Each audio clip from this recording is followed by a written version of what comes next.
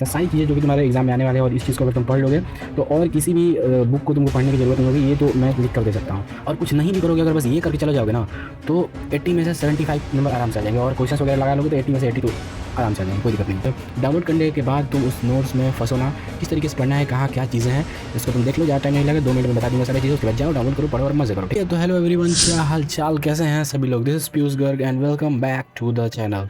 Physics वाले video में, अरे हाँ, उसी में जिसमें मैंने तुमको फिजिक्स का हैंड रिटेन नोट्स दिया था, चैप्टर 1 का लाइट का।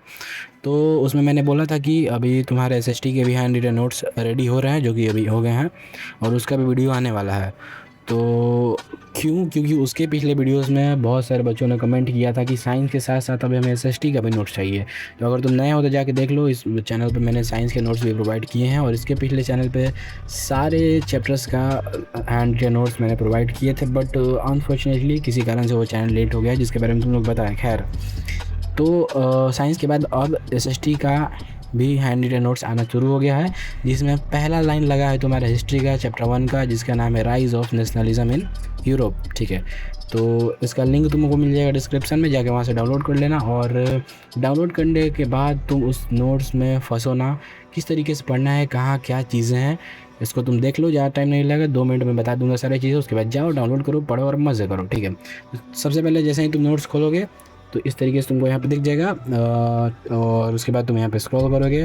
सबसे पहले तुमको यहाँ इंट्रोडक्शन मिलेगा, फेडरिक सॉरेल भैया का, ठीक है। उसके बाद नीचे जाओगे तो तुमको यहाँ पे इंपॉर्टेंट डिफिनेशंस वगैरह मिलेंगी, जो कि इन सब टर्म्स की, जो कि बहुत ही ज़रूरी है और बहुत से बच्चे नहीं पढ़ते हैं। जब बोर्ड में एग्ज़ाम आते हैं तो वो कंफ्यूज हो जाते हैं, ठीक है। उसके बाद नीचे जाओगे तो तुमको यहाँ पे यूरोप बिफोर नेशनलिज्म, यूरोप का हालत क्या था नेशनलिज्म के पहले, क्या क्या चीज़ें वहाँ पे होती थी, एक बेसिक स्ट्रक्चर फ्रेमवर्क तुमको मिल जाएगा, ठीक है। उसके बाद फिर हम लोग चलते हैं, इसके बाद क्या हुआ, तो फ्रेंच रिवॉल्यूशन हुआ, जैसे कि तुम लोगों को पता है अगर पढ़े होगे तब, ठीक है। फ्रेंच रिवॉल्यूशन, उसके बाद यहाँ पर measures by French revolutionaries to build a national identity, जो ये 8 को मेजर्स हैं जो उन्होंने लिया था, वो सारी चीज़ें हैं, ठीक है। उसके बाद spread of revolutionary ideas, then Napoleon Bonaparte आ गए थे, ठीक है। और नेपोलियनिक सिविल कोड उन्होंने लाया था 1804 में। फिर negative reaction of French rule वगैरह। उसके बाद यहाँ पे तुम्हें एक क्वेश्चन मिल जाएगा जो कि इम्पोर्टेंट है, इसलिए मैंने यहाँ पे डाल दिया था, ठीक है।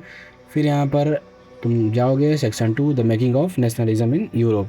उसके बाद तुम्हें यहाँ पे सारी चीज़ें मिल जाएंगी जो भी तुम्हारे एनसीईआरटी में एग्जैक्ट वो सारी चीज़ें हैं। यहाँ पे कोई भी तुमको कम करके नहीं मिलेगा, थोड़ा ज़्यादा ही मिल जाएगा, बट एक भी चीज़ एनसीईआरटी से मिस नहीं होगा, ये मेरा वादा है, ठीक है।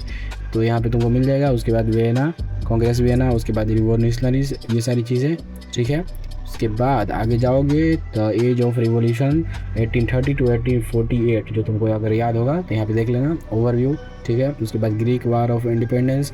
उसके बाद रोमांटिक इमेजिनेशन, जो कि टीचर तुमको पढ़ा रहे थे क्लास में तो हंस रहे थे, ठीक है, ये देख लेना, ठीक है। उसके बाद सारी चीज़ें यहाँ पर तुम्हें मिल जाएंगी। अगेन यहाँ पे तुम्हें एक PYQ मिल जाएगा, जो कि बहुत ही इंपॉर्टेंट है, अच्छे से देख लेना। उसके बाद यहाँ यूनिफिकेशन ऑफ जर्मनी, वहाँ पे तुमको सारी चीज़ें मिल जाएंगी, इंपॉर्टेंट चीज़ें, वुमेंस राइट क्या थी, ठीक है।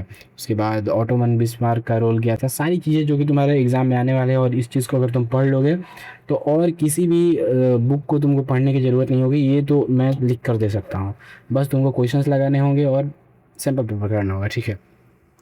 और कुछ नहीं भी करोगे, अगर बस ये करके चले जाओगे ना, तो 80 में से 75 नंबर आराम से आ जाएंगे। और क्वेश्चंस वगैरह लगा लोगे तो 80 में से 80 तो आराम से आ जाएंगे, कोई दिक्कत नहीं है, ठीक है। उसके बाद फिर यहाँ पर आ जाओगे तो उनको यहाँ पे मिल जाएगा यूनिफिकेशन ऑफ इटली, ठीक है। सारी चीज़ें यहाँ पे तुमको मिल जाएंगी। आगे देखते हैं तो आगे क्या है, तो the strange case of Britain, ठीक है। यहाँ पे तुमको मिल जाएगा एक्ट ऑफ यूनियन आयरलैंड वगैरह का, फिर द न्यू ब्रिटिश नेशन। उसके बाद यहाँ पे अगेन तुमको एक क्वेश्चन मिल जाएगा, जो कि बहुत इंपॉर्टेंट है, देख लेना, इसीलिए मैंने यहाँ पे लगा दिया है।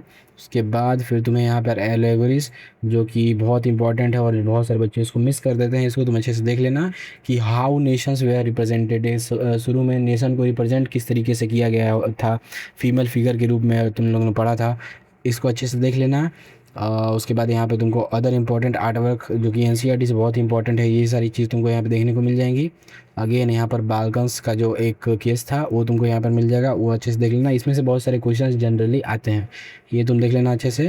उसके बाद यहाँ पर लास्टली PYQs मैंने प्रोवाइड कर दिए हैं, ये सबसे इंपॉर्टेंट पेज है, तो इसको अच्छे से देख लेना। और ये रहा तुम्हारा नोट्स, ठीक है, अब इसके बाद सिविक्स के, ज्योग्राफी के सारे चैप्टर के धीरे धीरे नोट्स आने रहेंगे। और उसके बाद 10 मिनट शॉर्ट्स भी इस चैनल पर अपलोड होते रहेंगे। जिस तरीके से पिछले चैनल पर सारे चीज़ मैंने तुमको प्रोवाइड किया था, इस पर भी प्रोवाइड होगा, कोई दिक्कत नहीं है। चैनल डिलीट हो गया बट मैं यहाँ पर जिंदा हूँ, ठीक है। तो सारी की सारी चीज़ें तुमको यहाँ पर मिलेंगी।